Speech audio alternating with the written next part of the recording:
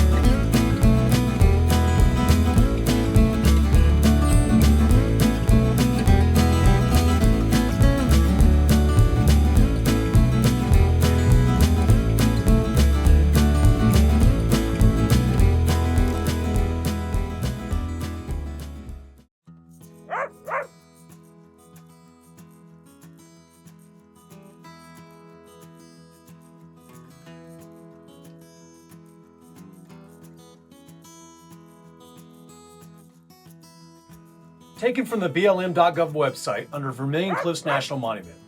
And I quote, "This remote and unspoiled 280,000 acre monument is a geologic treasure with some of the most spectacular views in the world. The monument contains many diverse landscapes, including the Paria Plateau, Vermillion Cliffs, Coyote Buttes, and Paria Canyon.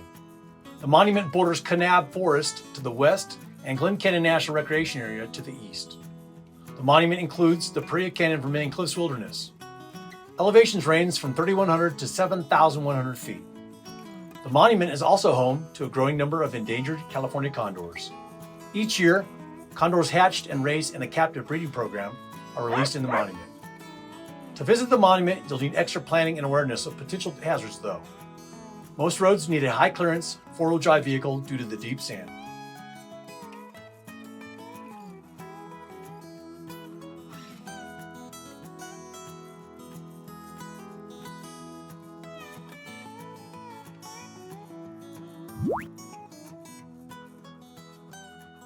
Taken from the DestinationWest.org website, and I quote, "The Vermillion Cliffs National Monument is an intriguing place to explore on foot, but reservations must be made ahead of time when planning to trek to the more famous destinations.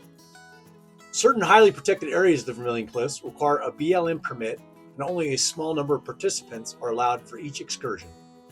The destinations requiring a permit include the Wave, Coyote Buttes South, and Paria Canyon. Hiking permits can be obtained at the Grand Staircase Escalante National Monument Visitor Center in Kanab, Utah. There are also a few trails in the park that do not require a permit, and the pathway to the maze is one such option." Taken from the DestinationWest.org website, and I quote, "The Maze Trailhead is located on Hosrock Valley Road, a short distance south of the State Line Campground. The signage is easy to spot, and there is ample roadside parking. The path first runs uphill to a protected gate on the edge of a flat sagebrush prairie. The trail then runs all the way up across the flats to the base of a towering red rock outcrop, where the Mace Rock Art site begins. The trek is about 1.4 miles round trip, so be sure to pack some water, especially on a hot day. There are no facilities or services at the trailhead, so please plan accordingly."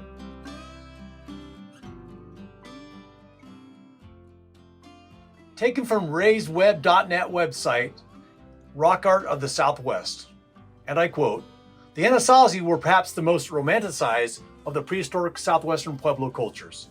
They lived thousands of years ago in arid yet beautiful canyon country.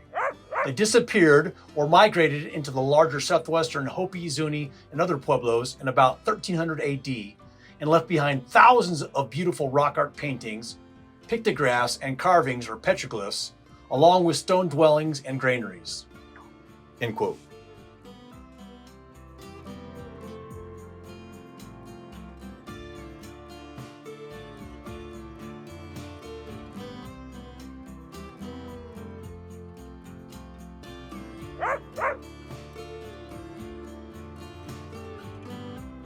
Taken from the raiseweb.net website, Rock Art of the Southwest. And I quote, Anasazi, which means ancient stranger or enemy in the Navajo or Dene language, was used by the Navajo people to name the early Pueblo dwellers who once lived in the Colorado Plateau or Four Corners area. The NPS and archaeologists are currently calling these people the Pueblo dwellers.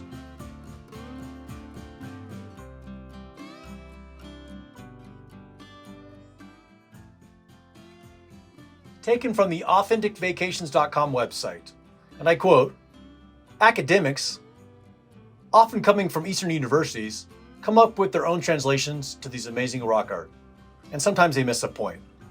We know these ancient people, as they were us. Imagine yourself living back then. It feels as though some of these images were for magical or ceremonial purposes. Others are for prayer for a good hunt and the safety of the tribe. Surely some are reflections of the nature of the artistic individual themselves, but they all say what we want them to say. That I was here, I was alive at this place, and this was important to me, and will be remembered.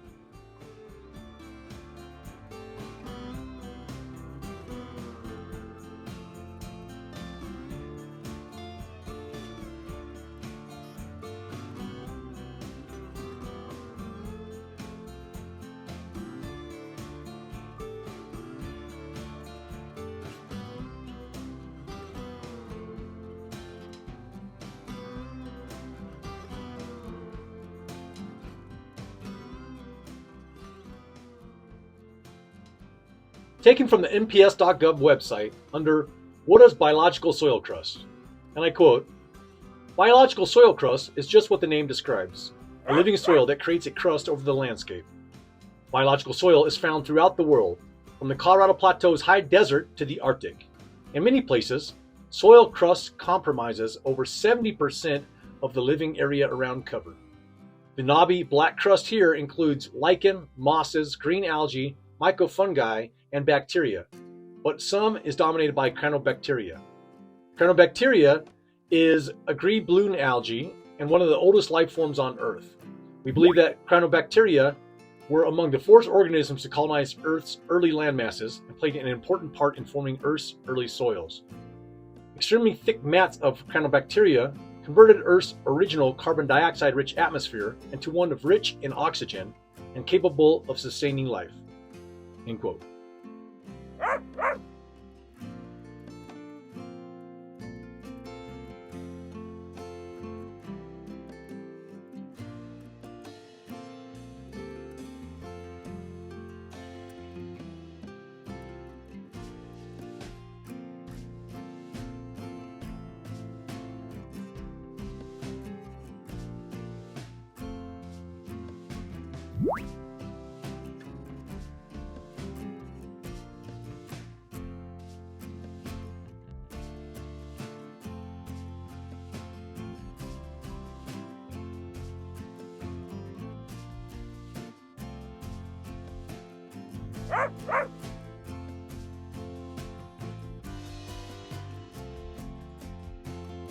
Thank you for joining us for another edition of Whitey's World.